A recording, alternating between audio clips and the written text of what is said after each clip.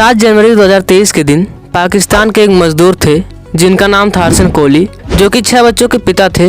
वो लोगों के भीड़ में कुचले जाने की वजह से दर्दनाक मौत मारे जाते हैं और उनका शरीर जमीन पर पड़ा होता है। वहाँ की वो भीड़ एक दूसरे से लड़ने के लिए तैयार थी। वजह होती है वह आटे की सिर्फ एक बोरी। एक माँ जिसे अपने बच्चे के पेट को पालने के लिए राशन के लिए तड़पना पड़ रहा है। क्या है पाकिस्तान की ऐसी परिस्थिति का कारण, आइए जानते हैं।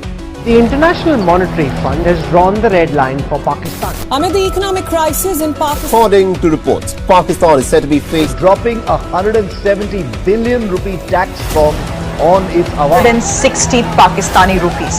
That's almost 25% higher than the cost in India. जब इंडिया और पाकिस्तान का पार्टीशन हुआ था तो पाकिस्तान को 1/3 मिलिट्री मिली थी और टोटल रिसोर्सेज में से 17% मिला था। जो मेजर इंडस्ट्रीज थी वो टोटल 921 थी, उनमें से सिर्फ 34 पाकिस्तान के हिस्से में आई थी। उस पार्टिकुलर टाइम पर जब पार्टीशन हुआ था तो जो इकोनॉमिक कंट्रोल था वो इंडिया के पास था। आरबीआई उस टाइम पर पाकिस्तान का भी सेंट्रल बैंक था और इंडिया का भी सेंट्रल बैंक था।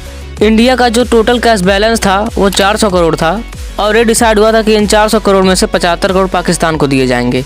75 करोड़ में से 20 करोड़ जो थे वो पार्टीशन के टाइम पर ही दे दिए गए थे और बाकी जो 50 करोड़ था उसे बाद में देने की बात की गई थी, जो बाद में गांधी जी ने दिलवा दिया था। पाकिस्तान दुनिया का 5वां सबसे आबादी वाला देश है, जो ऐसे दौर से गुजर रहा है जिसे अगर सही नहीं किया गया तो 2 हफ्तों के अंदर पाकिस्तान के पब्लिक के पास खाना, बिजली, दवाइयाँ, यहाँ तक कि पेट्रोल की एक बूंद नहीं बचेगी। इस समय पाकिस्तान के फॉरेन रिजर्व में केवल $3 बिलियन बचे हैं और अगले 12 महीनों में उन्हें अपने सर से $12 बिलियन का कर्ज चुकाना है, जिनमें से $9.35 बिलियन अगले 1 महीने में चुकाना है। हालात बद से बदतर होता जा रहा है। खाने का सामान खत्म होते जा रहा है और जो सामान देश में है उनकी कीमतें रोज बढ़ती जा रही हैं। पर ऐसा हो क्यों रहा है, आइए इसको 3 अलग अलग पर्सपेक्टिव से समझते हैं। 1 kilogram of wheat flour is being sold for more than 160 Pakistani rupees.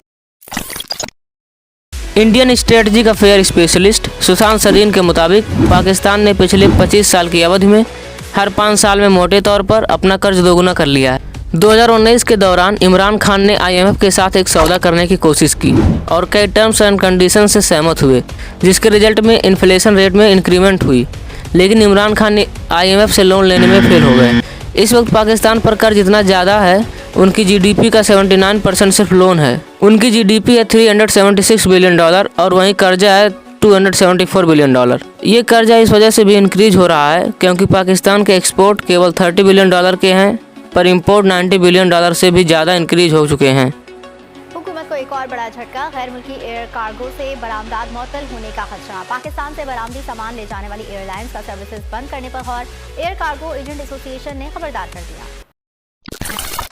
Pakistan की पॉलिटिकल हिस्ट्री काफ़ी कंफ्यूजिंग है क्योंकि 75 सालों में 29 प्राइम मिनिस्टर बदले गए और एक भी अपने 5 साल का टेन्योर को कंप्लीट नहीं किया।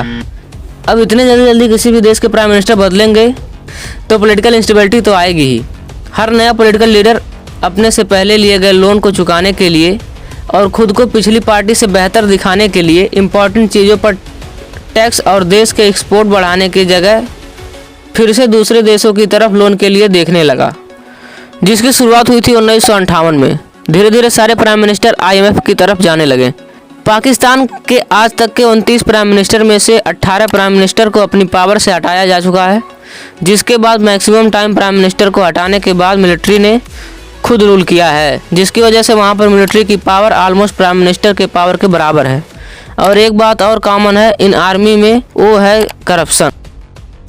Let's now talk about Pakistan's anti-corruption drive.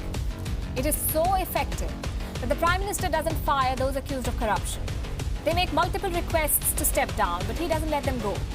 We are talking about Pakistan's Prime Minister Imran Khan and his embattled aide, General Asim Bajwa, the pizza general of इन सारी चीज़ों के बाद जो पाकिस्तान की इकोनॉमी को बहुत बड़ा झटका दिया वो थे इनके नेचुरल डिजास्टर्स। 2022 में पाकिस्तान ने एक भयावह बाढ़ देखी जिनमें 17,000 से ज़्यादा मौतें हुई और इसके साथ साथ $30 बिलियन का नुकसान इस देश को झेलना पड़ा।